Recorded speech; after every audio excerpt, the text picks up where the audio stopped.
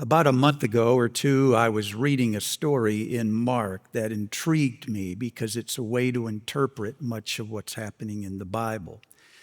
You know the story. It's the story of a man who was apparently born blind, and his friends brought him to Jesus so Jesus would touch him. When they brought him, they begged Jesus to touch him, and so Jesus took the man and led him outside of the village, indicating that what he intended to do for this man was not for anyone's benefit except the man himself. And when he got outside the village, Jesus spit onto his hands, rubbed the man's eyes, and said, "Can you see anything?" Like he didn't know. And the man said, "I see men as trees walking." Then Jesus touched him a second time. And the man looked hard in the original language. And then Mark says he saw everything clearly. No one knows for sure why it took 2 touches. I don't know what you know about the miracles of Jesus, but every other miracle he performed was either a single word or a single touch. It never took twice, but this one did. Some say that the man lacked faith. Other people say there must have been a sin in his life. Those were holiness people. There's always a sin somewhere. I don't think personally either of those stories are true. A few verses earlier in Mark chapter 8, Jesus said to his disciples, "Do you have eyes but you cannot see? Do you have ears but you cannot hear?" Hinting at what we know scientifically today is true. That the act of seeing is not one act, it is 2. It involves the eyes and it involves the mind. The eyes take in the information. They see light, movement, depth, shape, but the eyes themselves cannot interpret what they're seeing. So far, so good? They send the data to the mind, and then the mind connects it with experience, association, vocabulary, and then it names it. I think the reason it took 2 touches is because there were 2 things wrong with the man. One was with his eyes. He could not even take in the data. And the other was with his mind. He couldn't interpret what he took in. So that even after his eyes could see, his mind could not. He saw men as trees walking. Well, that's progress because there are such things as men and there are such things as trees. But men are not trees and trees cannot walk. So even though he sees something, he can't make sense of it. He can't line it up with reality. Still there? This, I think, requires 2 acts. One to open the eyes and another to open the mind. This is what I think is happening in Luke 24. The disciples are walking on the road to Emmaus. Jesus joins them, but they don't recognize him. They can see him with their eyes, but they can't see him with their mind. Do you know what I mean? when they get in the house and they're sitting at the table and he breaks the bread, suddenly they recognize him and he vanishes. And to vanish does not mean he goes away.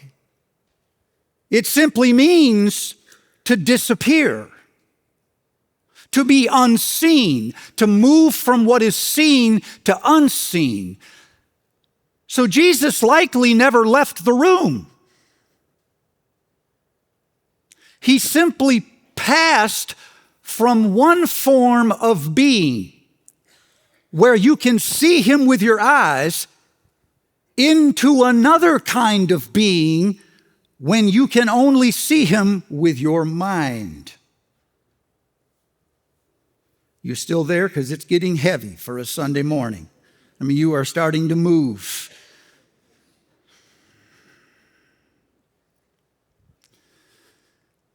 Jesus meets with his disciples in private.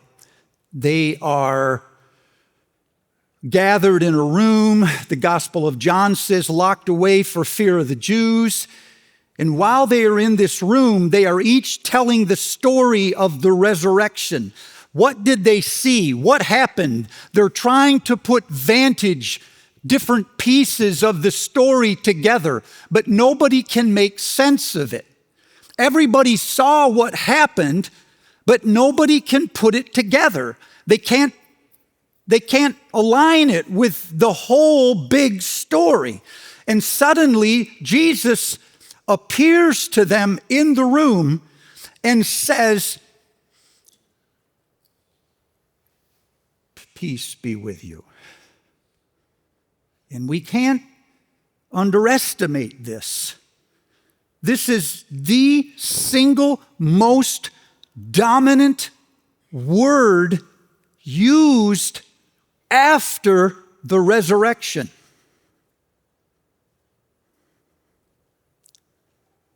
The evidence of the resurrection isn't so much power, it's peace. Every person is greeted with peace in the worst of circumstances. This is how we know who the people of the resurrection are. They live in a constant state of peace. Then Jesus says to them, "Remember how everything I told you while I was with you had to be remember what I said about Moses and the law. Remember how we were talking about the prophets. Remember what was written in the Psalms." And it's like he's taken individual pieces together. And the disciples, they knew the law, the prophets, and the Psalms way better than you know the law, the prophets, and the Psalms. But they couldn't put the pieces together. And then once Jesus reminded them of what the scriptures said, the next phrase is, then he opened their minds. And when he opened their minds, they started to see the whole picture. They started saying, wait a minute, man, this just seemed, the last 3 days seems like 3 random days of chaos where no one was in charge and nothing made sense. But man, now when you tell the story like that, I'm starting to put the whole thing together. I'm starting to see how it all connects. That's when Jesus turns and says to the disciples, "Good." That's the big picture. You are right here.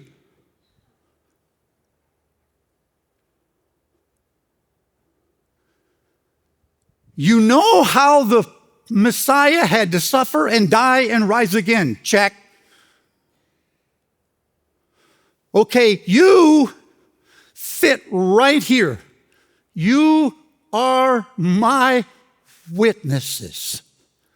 That ain't the whole story, kids, but it's a critical part of the story. You must do your part well. And so I'm going to send the Holy Spirit like the Father sent the Spirit on me. This is sort of your baptism. This is your coming out. This is your identification to the world when the Spirit rests on you like He rested on me. And then you will preach repentance and forgiveness to every nation in the world, starting right here. And when the Spirit comes upon you, Katie, bar the door. That ain't in the text. This entire world will start taking the shape of every prophecy you've ever read. You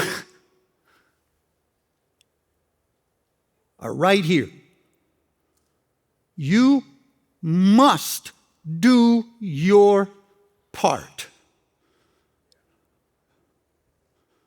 Now that you've seen the big picture,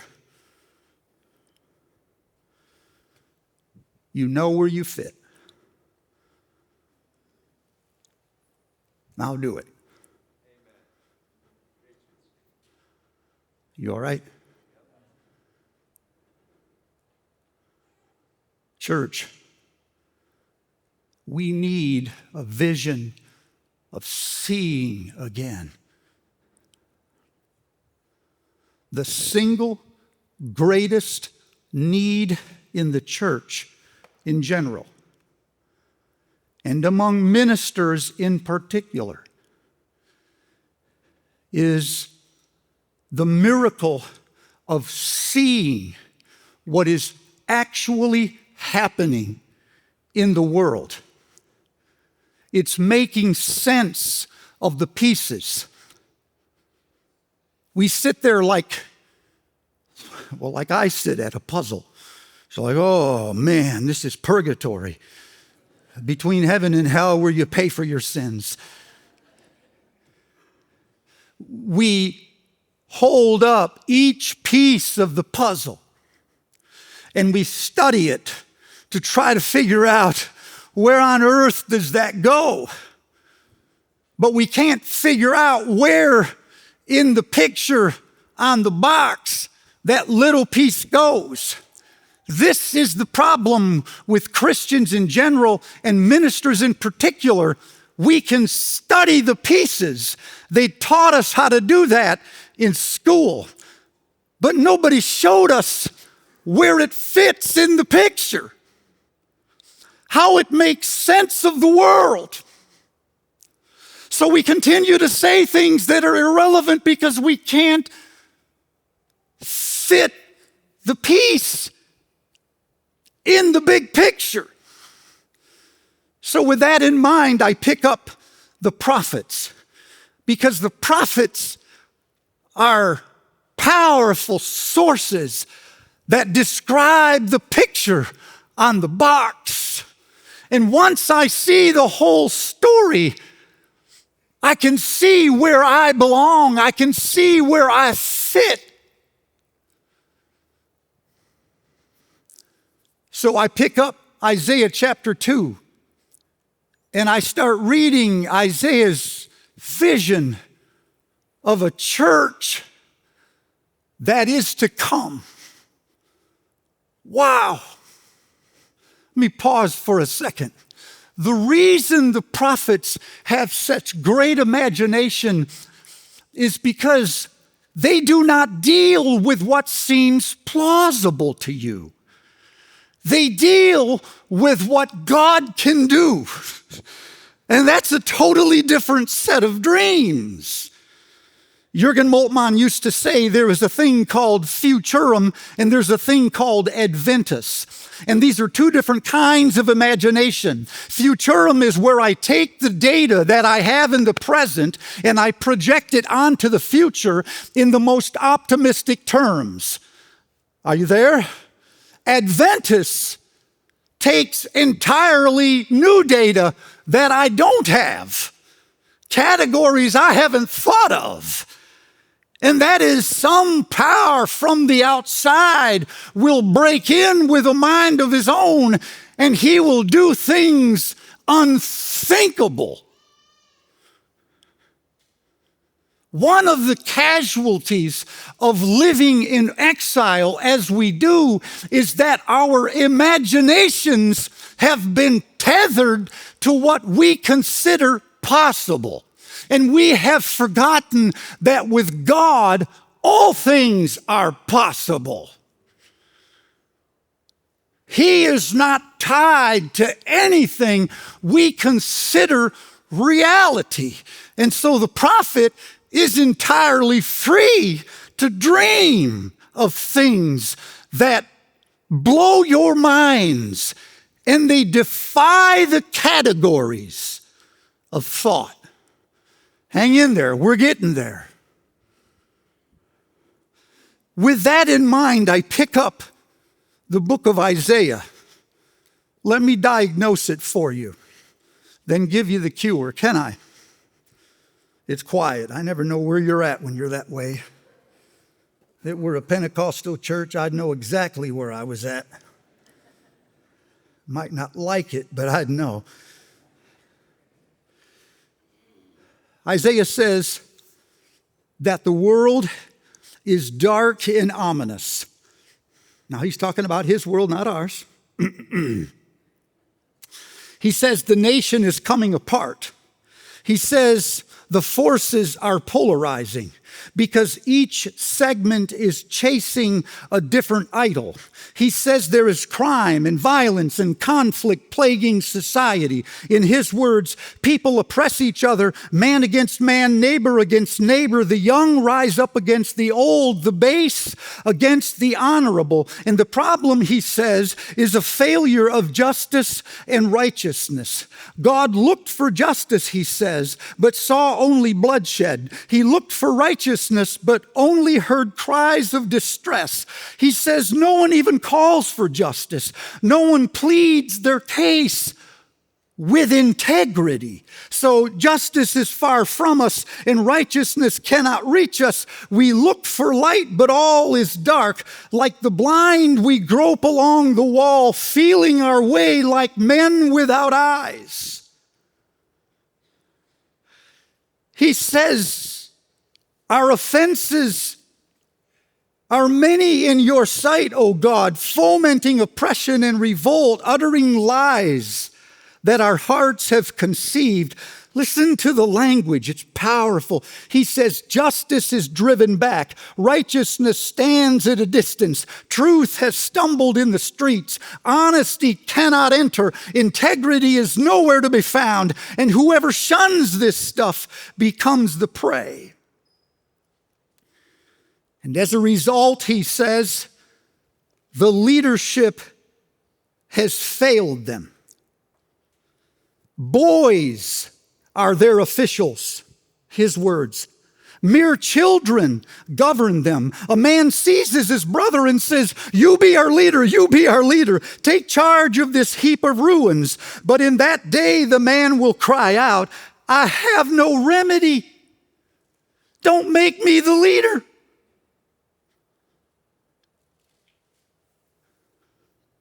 Are you okay?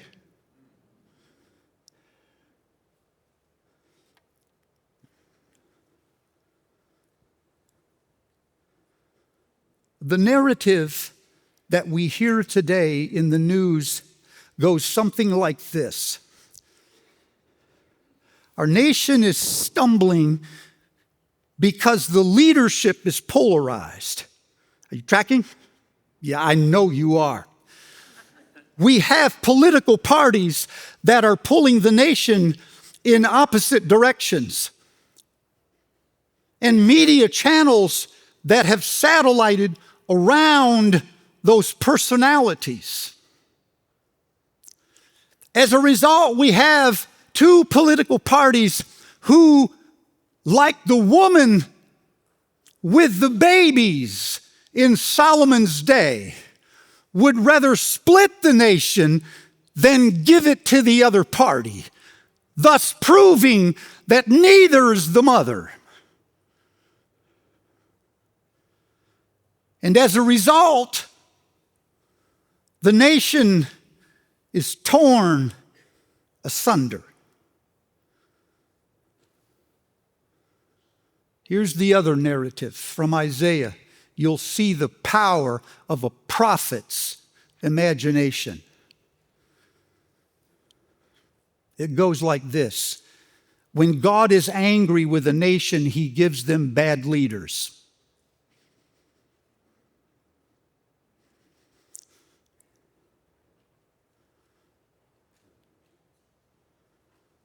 No matter who you elect, no matter who occupies the seat, Isaiah would say the problem is never the leader. The leader is the symptom. The problem is the nation. So while the nation is busy focusing on the leader, the real problem is the nation themselves. The leader, but a symptom. If you want better leadership, he would say, you have to have a renewal in the nation.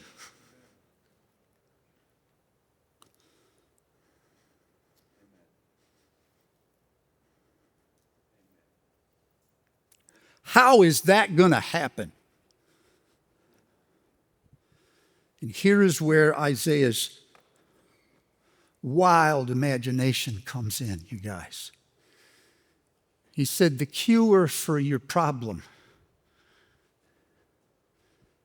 is the church. But it's not the church you're familiar with. It's a different church with a different audience, a different kind of worship. There's a different outcome when they gather.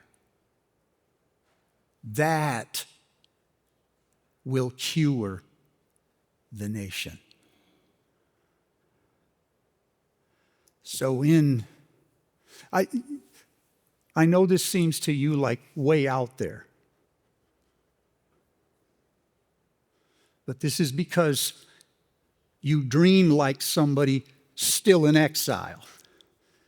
You're looking at the church that you know and saying, what is possible with the church as it is? But see, this is where the prophet says, we're not talking about the church you know. We're talking about the church that God is going to assemble.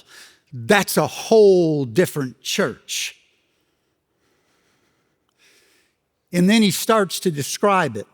He says, in that day, the mountain of Yahweh will be lifted above all the other mountains. Every religion put their altars on the top of mountains because it was the highest point. And the prophet is saying, in that day, the name of Yahweh will be exalted above every other religion in the world, and people from all nations will start to gather into the temple. And while they're coming, there will be expectation, and they will be saying to themselves, come, let us gather on the mountain of Yahweh. He will teach us how to live. And then we can walk in his ways. This is an amazing vision. People will gather someday for worship, not so some bald guy can give them the deep thought for the day that makes them go, but so they will say to themselves, We need a better life. And they will hear the word of the Lord, and they will build it into their lives. So the purpose of worshiping will not be to watch a performance or to hear some band with a TED Talk at the end. It will be so we may walk in the way of the Lord. Practice will be the very ground of gathering. And people will come from every nation. By the way, in the Septuagint, the Greek word for that is ethnos, for which we get the word ethnic. They will come from every ethnicity into this house of the Lord, anticipating a better life. And this worship will be a combination of gathering and sending. The people will gather from every part of the world, but as they're gathering, the word of the Lord will go out. So while the people are coming, the word of God is going, and it's penetrating every workspace, every neighborhood, every home, every individual's life. What we do with our money, how we treat our friends, no, how we treat our enemies, how we live in society, how we dream, how we vote, how we talk, all of it will be informed with the word of the Lord. Are you still hanging on? And the result of this, he says, will be peace.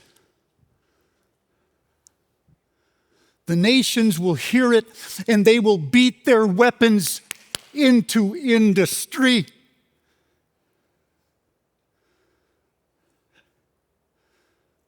They will no longer take up weapons against one another, and they will no longer teach their children how to fight.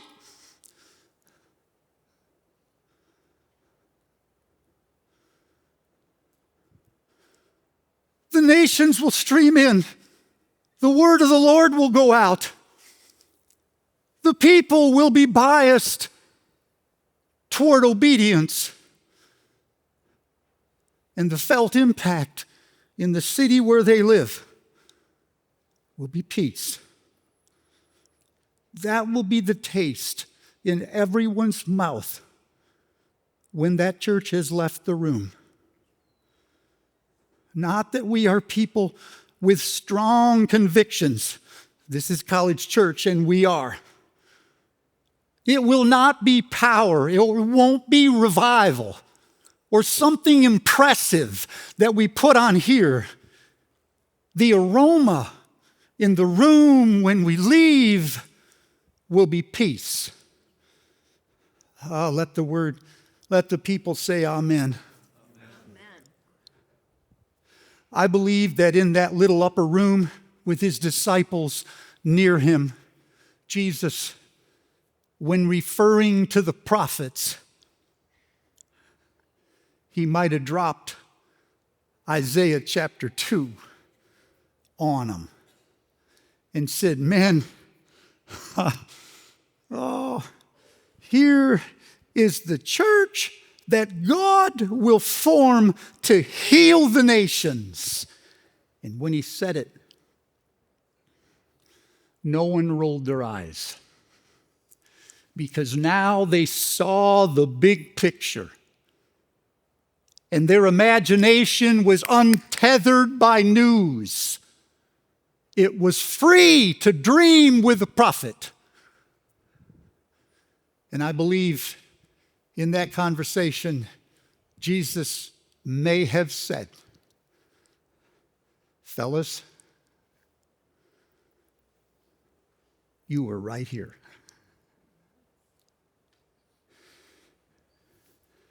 You don't have to do everything. This will take longer than you have time. but you must do your part. The nations will never gather and say, "Come, let us go up to the mountain," until the people in this room say, "Come, let us walk in the light of the Lord." You don't have to do everything, but you have to do this. You must be bold, you must be consistent, and you must be deeply convinced in your own mind. And you must gather every week like the world will gather at the end of time. There must be people in your congregation from different ethnicities consistent to the demographics of your city. And these ethnicities must gather not for the sake of diversity, not even for the sake of worship, but for the sake of Yahweh. And they will worship Yahweh in ways consistent with the cultures they came from. And you must gather with anticipation, enthusiasm, with a bias toward action, wanting to practice what the Lord has revealed. And you must be sure that when you leave the room, and you will, the conversation had about you is one of peace. It's peace.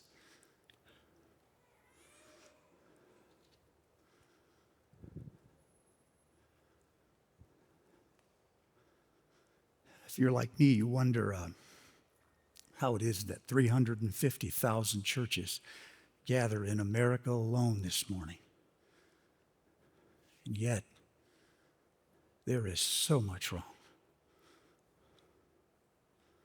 Now, you can either look at all that is wrong, or you can look at what God is doing in the midst of all that's wrong. Two things can be true at the same time, friend. And you can participate today, this week, in the thing that God is doing. Let's build a different church.